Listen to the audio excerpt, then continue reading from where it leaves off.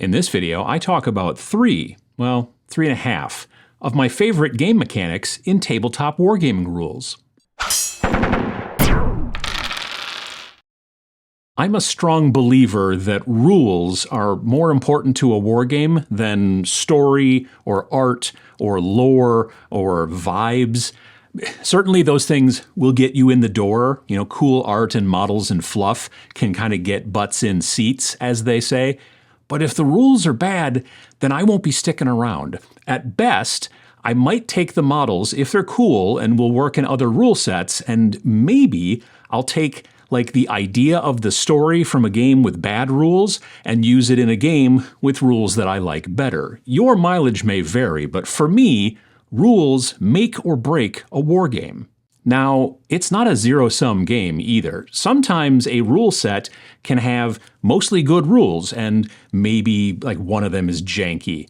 That happens in lots of games, and you either just kind of deal with the bad rule among the good ones, or you and your play group decide to modify that bad rule and make it something more to your liking. This is one of the many great things about tabletop wargaming. Unlike video gaming, you can very easily change the way the game is played without needing to know like how to code or make mods or whatever. Speaking of bad game mechanics, I made a video earlier this year about 3 wargaming rules mechanics that need to go. Pachow. And again, this is all my opinion. You may have differing ideas. Also, if a game has like one of these mechanics in it that's in that video, it's not instantly a bad game. You just generally have to decide if you want to bother changing it or not when you play with your friends. If a game has 2 or maybe 3 of these bad mechanics in it, well, then you might have to think a bit more about whether it's something you still want to play. It's totally up to you. But now I want to focus on some good wargame mechanics, types of rules that I love to see in wargaming rule sets. Again, these are my opinion, and if I missed a mechanic that you think should be something that people look for, in their games, then drop them down in the comments below so we can all check them out. And as I said just before, if a game doesn't have all of these rules in them, that doesn't make it a bad game. One of my favorite games, Space Weirdos, only has one of these mechanics in it, but again, it's the sum of the parts. To begin, we'll start where many wargaming rule sets begin a game turn, with initiative. A great thing that I love to see in wargames are interesting initiative and activation schemes. Rather than the normal kind of we roll off to see who goes first and then we alternate back and forth type of setup, many games use like this point of the beginning of each turn to help tell the story of the battle a little bit more. While rolling to see who goes first and then alternating back and forth is, fast and pretty easy to remember, doing something a bit more interesting can really add to the feel. Now take the game Bolt Action, for example. I can't find anywhere online that mentions whether this changed in the newest edition, which just came out earlier this year, so I'm going to assume that it didn't, but if it changed, sorry. In Bolt Action, normally, you and your opponent each put a number of color-coded dice into the same dice bag at the beginning of each turn, equal to the number of units you each still have in the game, right? So if I got 5 units, I put in 5 dice. You've got 6 units, you put in 6 dice, that kind of thing.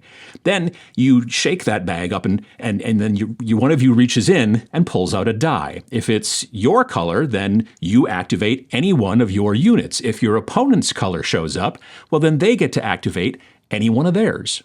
Now, this might seem kind of weird, but what this does is it simulates the fog of war. Being a World War II game, there's going to be smoke and explosions and all kinds of factors obscuring the battlefield during a battle. So it's harder to plan on what you're going to do with your forces because you can't really see everything that's going on. This, what we're trying to simulate here. So pulling the dice out of the bag simulates this whole not knowing thing. However, it's not totally random, as there are a known quantity of dice in the bag. If you get to activate a bunch of your units in a row, due to lucky pulls from the bag, then eventually your opponent will start seeing their dice coming out of the bag later. Reign in Hell, a game by me and YouTube's Vince Venturella, uses a different initiative scheme. And it's, I think, kind of brilliant. Vince did an amazing job on it. Since it's mostly, kind of a hand-to-hand demon combat game, and there's not explosions and fog of war and all that kind of stuff going on, then each player rolls a number of d12s at the beginning of each turn equal to the number of demons that they still have in the game. Then they each order them on their play sheets to show which of the corresponding 12 initiative steps from 12 to 1 they rolled. Starting with 12, whichever player rolled a 12 gets to activate a demon, then 11s, then 10s, and so on. What this simulates is the kind of ever-changing flow of a big hand-to-hand scrum. Since these rolls of the 12-siders aren't hidden from either player, each player can look at their opponent's play sheet and see how the overall initiative order will go over the course of the turn. It informs how you, as the leader of your demons, decides how your demons will act during this turn. It still gives each player agency, right? But there's still a little bit of randomness in each turn, with the rolling of the d12s and all that. However, it's randomness that you can learn of at the beginning of the turn and then react to as you go. Initiative schemes don't need to even be as detailed as the two that I just mentioned. I've been going through the rules for the new game Trench Crusade, which I just talked about last week, Pachow. And in that, the activation order is the sort of standard alternating activation style where one person activates a model or unit and then the opponent does one and then back and forth and so on. The interesting difference, though, is this. The first person to activate at the beginning of each turn is the person with the fewest units still on the table, rather than rolling off, d6s to see who goes first. It's kind of a Mario Kart sort of blue shell mechanic, and I appreciate its simplicity. So that first mechanic, interesting initiatives, is one of my very favorites, and I kind of went deep on it. But we have a few more to get through, so I'll move on. This next mechanic is one that I see in many games, so it gets used pretty frequently, but you really notice it when it's not there. A set number of rounds is a game mechanic that ends the game at the end of a certain number of rounds or turns or whatever the game system likes to call them. You don't just keep playing until you finally kill off the other team or finally finish the objective or finally get bored or whatever. You've got a deadline.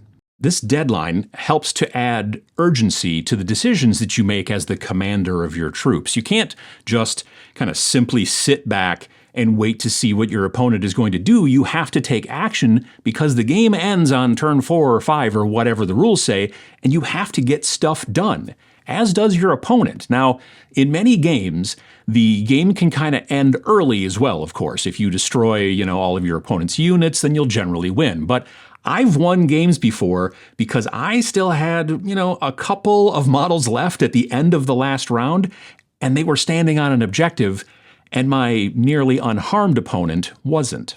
I also have some fond memories of playing 5th edition 40K back when you generally rolled at the end of turn 5 to see if the game ends or if it doesn't. If it didn't, then you rolled again at the end of turn 6. If it didn't end there, then it would end no matter what at the end of turn 7. It was quite rare that I ever wanted the game to go longer. I usually was standing on the objectives I needed at the end of turn 5, and if the game went longer due to the dice roll and went into turn 6, then I usually wouldn't be able to survive the next turn and would lose. But those dice rolls were always thrilling. Campaign play is another mechanic I look for in most of my miniatures games that I'm considering playing. Rather than just playing like a single game, winning or losing, and then starting over and playing another one again, these games are designed to be played in a sequence. As each model or unit gains experience from doing things, killing other people, that kind of stuff, and also takes injuries during games from, trying to be killed themselves, they generally have to roll on charts between games to see if they get, new skills or better weapons from doing well, or perhaps get long-term injuries or just totally die from taking damage. This makes the miniatures game seem a little more like a role-playing game, but more like kind of a video game version of a role-playing game, right? You know, like gaining experience allows you to like level up your units and maybe get new weapons and items and stuff like that. Whereas being knocked out in a battle, like out of action, could end up with the unit recovering fully, right? Or maybe damaging the unit long term, or potentially even killing the unit, requiring them to be replaced with something else, like a newer unit that doesn't have as much experience. You, as the player, generally get much more invested in the kind of tiny lives of your minis in your warband when you're playing a campaign game, and that's really fun. Well, at least it is to me. Your mileage, again, may vary. And this post-game process where you determine what happens to your warband, between games, can be something very detailed, like the old game Mordheim, where your models gained experience and injuries as you progressed. You could upgrade your equipment as you went, by finding money or making money, that kind of stuff, right? You could add new members to your warband as you wanted it to grow and as you built your things out. And sometimes rolling on the charts between games, there was lots of charts, was nearly as memorable as the games themselves. However, campaign play can also be very simple, just checking to see if the models that get kind of taken out in the last game come back in the next or not. Lastly, this one is not exactly a rules mechanic, but it does have very much to do with the rules themselves. I love to see a game where everything you need is in one book. Not something like you need to buy the rule book and then the army book for the army or potentially armies that you'd like to play. Instead, you buy one book and that's what you need to play the game. It's better for the players, both because it's cheaper and also because it's fewer things to, lug around to the game at the shop or over your friend's house or whatever. There are exceptions, of course. If the rules book is something that you need to buy, but then all the information for the armies, for example, is generally free downloads, something like one-page rules. You buy Grimdark Future for $5 or Grimdark Future Firefighter, Age Fantasy, or any one of those things, and then all the army lists and all the stats and all that jazz is free online. This is acceptable to me personally. But a lot of war games out there can make it so that you just need to buy the one book, and that's really all you need rules-wise. How to play and the army stats, or whatever, they're all there in that one book. However, there are other companies, though, that believe more books is better, and I just usually can't get on board with a game system that works like that. So there's my 3.5, I suppose, good mechanics that I love to see in Wargames rules. What do you think of my list? Do you agree with any of them? Am I nuts? Or did I miss some that you really enjoy? Let us all know in the comments section down below. If you liked this video, it'd be great if you hit the like button, which is also down there below. It really helps out the video, the channel, and by extension, me. If you'd like to see more videos like this every single Friday, hit the subscribe button down there as well. It's free. Maybe ding the bell, I guess. I don't know. That might be something. Thanks for watching.